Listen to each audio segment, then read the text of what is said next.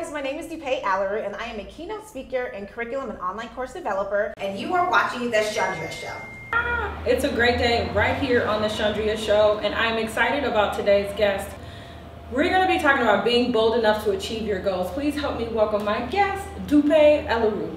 Did I say it right? Yes, you did. Yeah. Names are so important. Right. Tell me about yourself and what you do. So I am a keynote speaker and curriculum and online course development coach, and I've been doing that for about, I would say, 2 years now. Okay. I'm a former educator. So I came from the classroom and I became an entrepreneur about 8 years ago. Okay, look at you. Yes. Wow. So you know all too well about setting goals, achieving them. Oh yes, I actually created a goal-setting curriculum for high school students that's been funded and implemented within our school districts. Congratulations! Thank you. Wow, that's an achievement there. So, we have lofty goals. You know, it's the end of the year. You're talking about that this time of the end of the year. You're going to the next year, and you know you want to achieve these goals. What's the right attitude that you should have when you're starting out? That's such a good question, because the last few weeks I've been like, okay, what are the things that I have not yet accomplished in 2018 that I need to accomplish in the next 2 weeks? Like, I'm not leaving anything from 2018 and then moving it over. There's no like a cross check. Yes, yes. So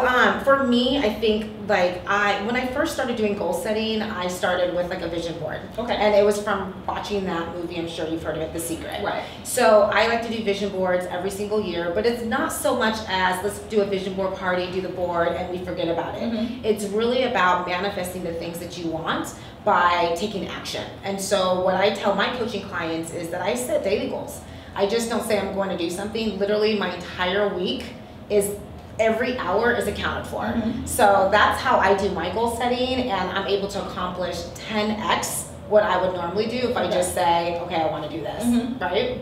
I like that. Yeah. So I want to talk about vision boards. Okay. Because, you know, vision boards are so popular. They're so fun. You get together, you get the magazines, you're cutting it on, you have signs and things all over it. You're manifesting these things. But like, I really want to get into this vision board, because you can put all the words you want on that poster board. That new car, that new house, that whatever you want. That man or whatever is not going to come into your door until you have to manifest it. So how important, let's talk about not only creating the vision board, but how it's constructed and exactly what's on there to manifest what you want. I mean, everyone does it differently. Like, I don't know what people do when they create their vision boards, but for me, I literally have mine not too far from my bed. Okay. And so when I wake up in the morning, I already have a morning ritual where I do meditation, devotional, prayer, but I do always look at my board, and it's really about meditating. Okay, wow, that already happened. That's kind of creepy. Do you cross things off? Like, I don't, but it's the mental note. Like, I'm able to see it visually, and I'm like, that's crazy. I didn't even think that would happen, and it did. And then I'm looking at the other things that I still want to accomplish, and I'm like, okay, that's going to happen by the end of the year. Right. Or some things, I mean, you can't force that would roll over to the next year. But I kid you not, almost everything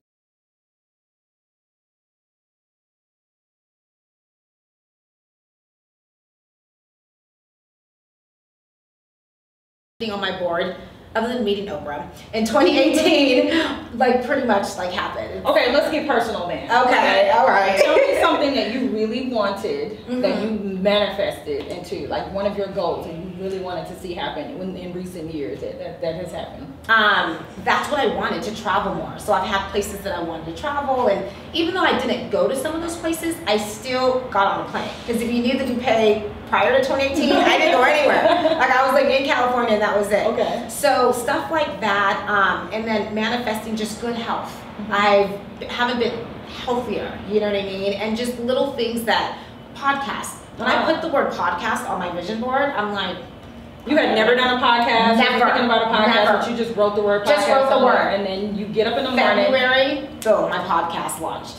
What's it called? It's called the Embrace Challenge Podcast. Okay. Yeah. And what's that about? And I interview men and women all over the globe. I'm specifically targeting now speakers, coaches, and authors for 2019. Okay. But anyone who has overcome tremendous adversity and they have used that adversity to create massive change, not only in their lives, but in the lives of others. So does that come from a part of your story? It does. Okay. It does. When I opened up in November 2017 about my story and struggle, people were shocked because I'm always so bubbly online and I guess what my audience is saying, happy-go-lucky. They never knew what I was going through. And when I opened up, it just motivated other people to open up about their adversity. And I think it's very important for us to be transparent, because nobody knows what goes on behind closed doors. You can post whatever you want on social media. Sure. We're all human. We all have struggles. We all have adversities. So. What part of your story have you shared that has maybe been shocking for people?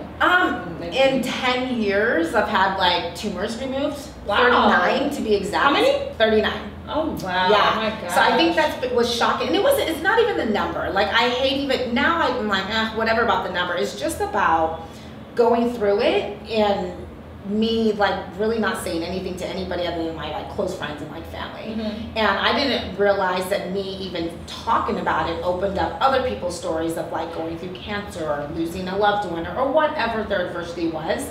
I felt that it was important, especially if I was going to be on stage and speak and inspire, that people saw a different side than what they see online. You know what I mean? I think that was important.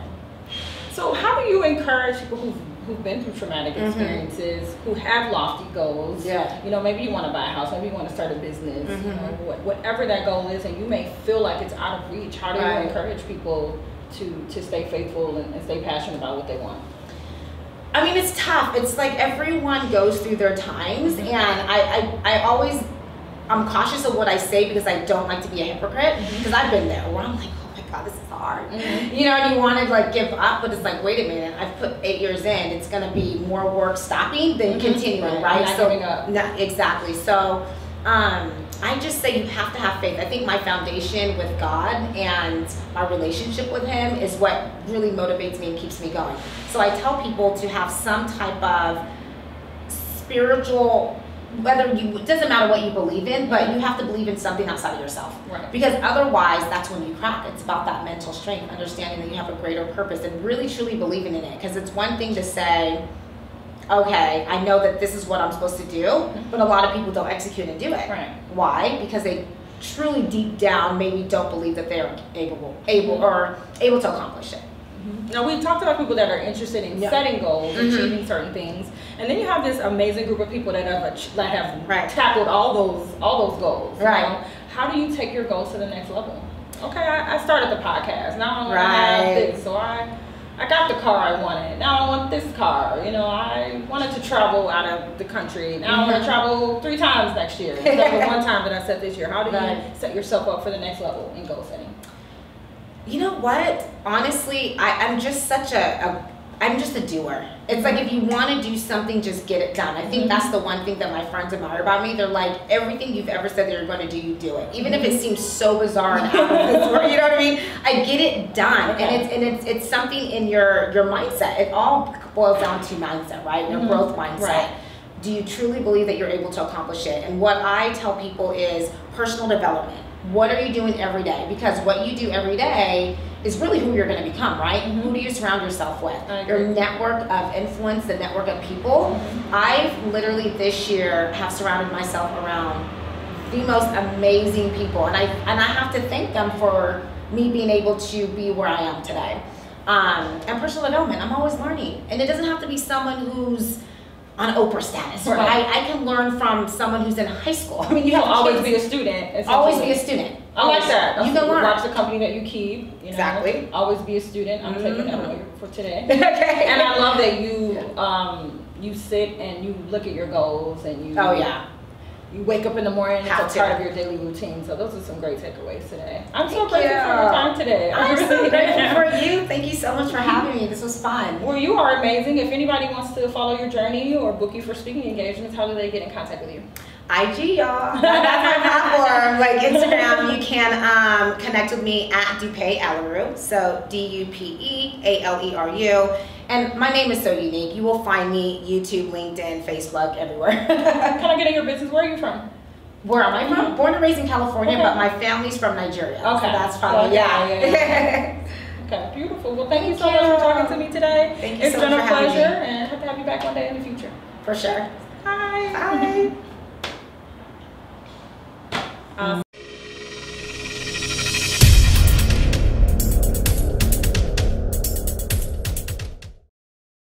Hi, I'm Larusi. I'm a singer-songwriter, and you're watching the Chundria Show. I get lost sometimes.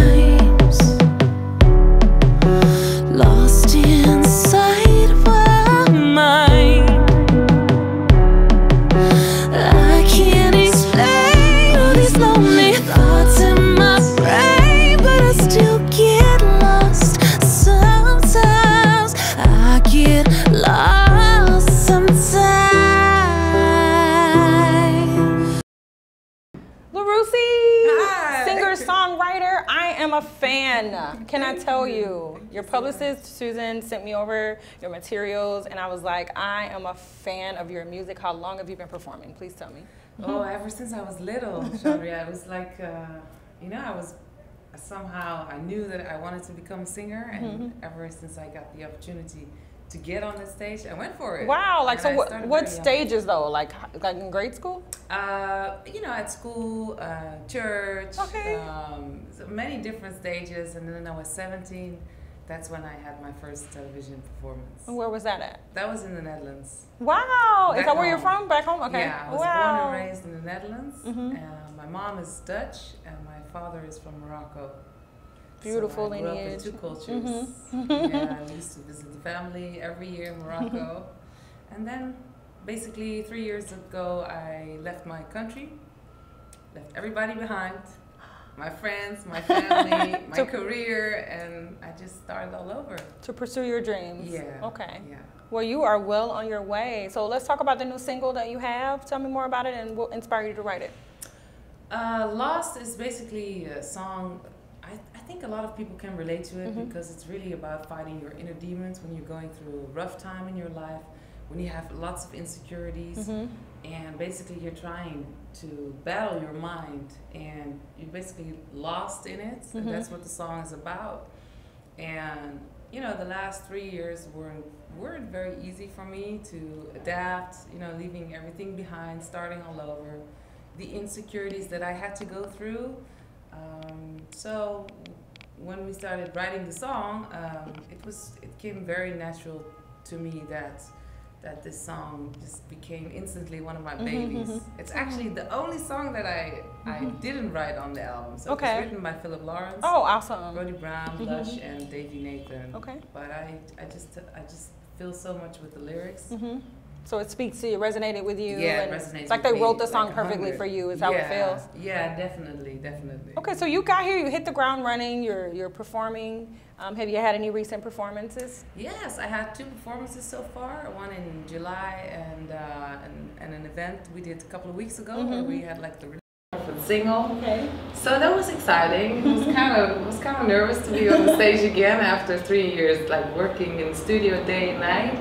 But it was great. It was, for me, it was like, it's very different to be in the United States, to perform, to talk English. You know, my main language is Dutch. Had you spoken English before 3 years ago, before moving here? Not really, like this, but... Well, you were doing so well. Wow, congratulations. Thank you. Definitely congratulations is in order. So, I mean, how do you describe your sound of your music? I would say it's pop music with a little bit of Arab music in it. Like I said, I grew up with my Moroccan father, so he and my mom, they used to play Michael Jackson in the house, Whitney Houston, Queen. And then there was the Arabic side, Fairuz, Kulthum. Those are like mega stars? Those are mega stars in the Middle East. So when I became a singer, I knew I had to do something with the background of my father. And I realized, okay, this is who I am. How am I going to blend these styles? So we used like samples in the music. We used, I would say, the violin. We used some kind of voice things that you can really hear the culture elements in it. Percussion is very important to me in music. So just that little touch up. And when we started creating it, it was very interesting because it was hard to find the blend. How am I going to blend these two worlds together? So we really took 3 years to make these songs and to create the right sound for it, and that was just a lot of fun to do that. A lot of fun to try it out. I love that you have so many musical influences. I love that you're multicultural, and I love that you add that flavor to your sound. Yeah, you know, I'm African in my heart, so I feel like I dance on stage and I need to implement that in my music. And you know, it just, every time when they play a Moroccan song, I light up. So you love to dance? Yes, yes. So what are you like on stage? How's your stage presence? Do you dance? I dance a lot, Dance a lot? yeah. Okay. High energy songs? songs? Yes, I would say, you know, a belly dance. It's like a mixture of dancing. Keep the crowd hype and going. Yeah. You make them clap and dance. But I also did like shows where I had like lots of dancers and a full band. So yeah, it really depends on the crowd and the stage that I'm performing at. Okay. So today we talked about goals, lofty goals. Yeah. Tell me some of your lofty goals. Well, one of my goals is to stay here. Okay. That's number one. Made that decision a couple of years ago. So home is here now. I just want to establish my music here. That's like one of my biggest dreams. And besides that, I would like to give something back. So I've always had the desire to start a foundation myself. I used to represent a refugees organization back home for many years.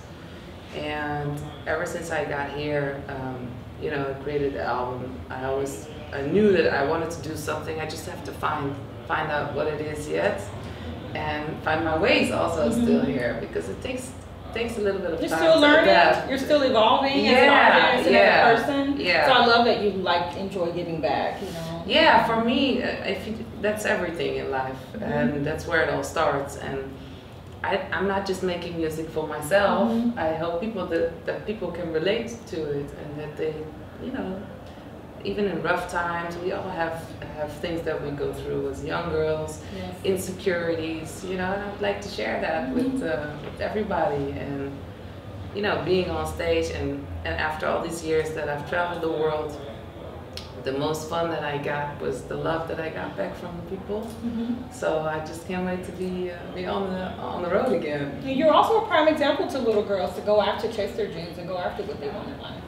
I hope so. I really hope so. You know, across the seas to be here in the United States to live your dream, and I think it's amazing. So.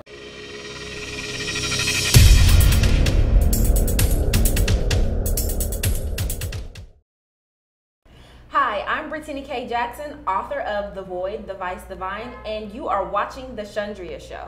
Thank you so much for keeping it locked right here on The Chundria Show. I'm excited about my last guest of the day, Brittany K. Jackson. Welcome, Brittany. Thank you, Chundria. It's such a pleasure to be on your show. I'm so excited. You don't even know how excited I really am. Thank you so much. You recently wrote a book. Tell me about that book and why you wrote it. Yes, so I recently wrote a book, The Void, The Vice, The Vine, The Spiritual Guide to Overcoming Sexual Sin. It is definitely a mouthful, but the reason that I wrote the book is because I wanted to let people know, whether you're a man, woman, boy, girl, child, whatever it is, if you can perceive it and understand it, I want people to know that your sexual past does not define you and that you have the right to be redeemed. And I also wanted to let people know that there is life after lust, and that comes in knowing and understanding and building a personal relationship with God. So you shared your personal testimony in order to help others. Let's talk today about tackling toxic relationships for good. Yes, that is good, tackling toxic relationships. Okay. Would you agree that you've been through some toxic relationships in the past? Yes, I would agree that I have been through some toxic relationships in the past, and not only have I been through them, but those soul ties stayed there for years after, because I never took the time to face the truth or to go through my healing process. And so that's what this book was for me, a healing process. I've been celibate for almost 2 years, and that has also allowed me to become whole, to become one with God, reconnect with God, and understand who I am in Christ so that I can rid myself of all those past things. So I would say that would be the main key in overcoming a toxic relationship, is first putting yourself first and putting your relationship with God first. Let's talk toxic relationships, because so many people deal with them, you know, not just women, not just men, just people in general. You know, we're talking about verbal abuse and physical abuse. Are those things that you've had to overcome yourself? Yes, verbal abuse, mental abuse, physical abuse. You know, I was in a situation where I was in college and I was abused by someone who I thought I could trust. And at the time, I was also pregnant. And the pregnancy didn't work out, the relationship didn't work out, but I was traumatized. I was hurt, and I didn't know how to come out of that on the other side. And so I lived life in a realm of paranoia and looking over my shoulder, having been physically abused by this person. And it really took me gaining an understanding of where I could have been, which was probably dead, and for me to understand that there was hope. And it also took for me to hear other testimonies to give me the courage and ability to speak out. And I think once you speak out, once you talk on the things that keep you bound, there is healing even in that. Because that's what we're here for, to share our testimonies, to leave a legacy, to encourage someone else and motivate someone else before we leave the earth. You mentioned soul ties. Yes. You have a toxic relationship, it stays with you, whether that be mental trauma, physical trauma. You know, a lot of times people don't want to seek mental health or talk to therapists to talk through it. You know, you just, in a sense, sometimes people just suffer in silence. Yes. You know, what is the detriment in doing that? Why is that not a good idea, to just suffer in silence, do nothing, and just kind of numb the pain? Yeah, Why is that not a good idea? It's horrible to suffer in silence, especially when it comes to soul ties, because you never get to experience the fruit of love, the fruit of true love.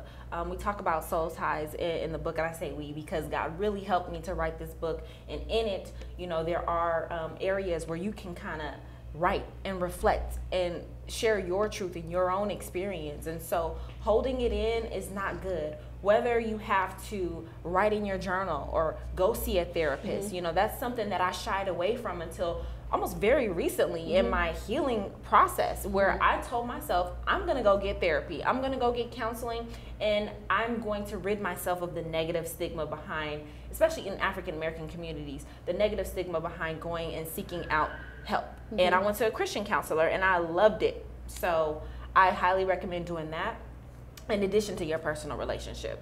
If you're, let's say you're in a domestic situation or relationship, what are some key flags or telltale signs that this is not a person that has your best interest at heart? Because millions of people stay with people that don't have their best interest at heart. Why do people stay? And what are some telltale signs that people in general can look out for? Especially women. Yes, especially women. People stay because they're filling a void. So they're looking for a void to be filled, whether they have an insecurity about themselves, about their past, about their upbringing. Maybe they were abused as a child, maybe they were without as a child, or they experienced some type of neglect previously, and so they're using this relationship to punish themselves even further. So I think especially as women, we can tend to take our past with us and punish ourselves even more. And you know, that's not something that we should do. So when it comes to telltale signs, you have to look for how that person handles anger. You know, stress. How they handle stress. Do they anger easily? Do they react very quickly? Do they have a short temper? Are they controlling or possessive? Are they insecure?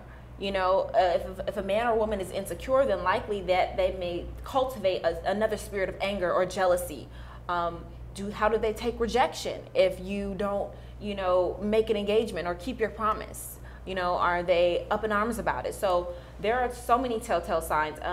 Do they abuse alcohol or drugs? Do they have addictions?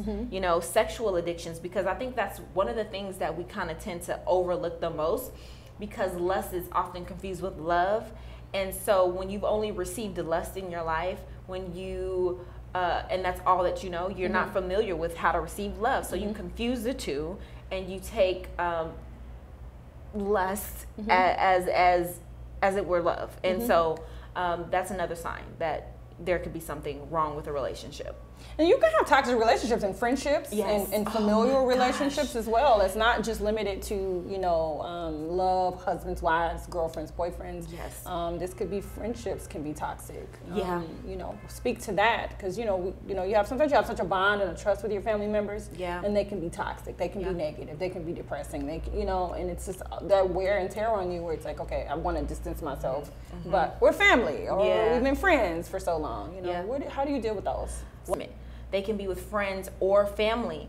You know, I personally experienced a very toxic relationship with someone who I thought was a friend, who completely took advantage of me. And it was rooted in their rejection and their hurt, and it was projected onto me. But I also had to take a look and from that big picture and see, well, what is it inside of me that allows someone to feel like they can take advantage of me in that way? And so doing the work, doing the inner healing as well, and taking a good look at ourselves in the mirror so that we can ensure that those toxic relationships don't happen again.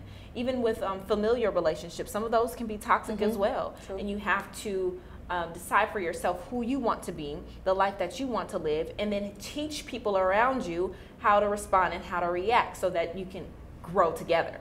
And how to treat you. And how to treat you, yes. So the first step in getting rid of toxic relationships for good is? The first step in getting rid of toxic relationships for good is taking a look at yourself in the mirror. You know, there's something that I talk about in my book. I call it the rare method to healing. And that has to do with reflection. Reflecting on the moment.